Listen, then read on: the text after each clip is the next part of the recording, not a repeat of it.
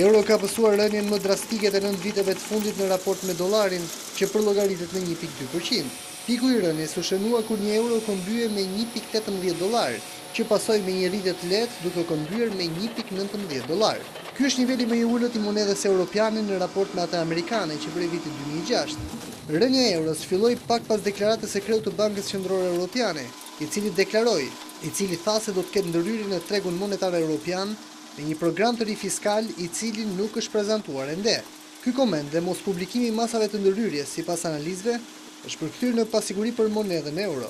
Një element i dytë, pojnë ekspertët, është bara e krizës ekonomike greke dhe komentet për daljen e këtij shteti nga eurozona. Banka Qendrore Evropiane ka ulur interesin në nivele rekord dhe ka bler disa bono nga kompani private, por sipas ekspertëve kërkojnë ndërhyrje të reja që të stimulojnë rritjen e monedhës europiane.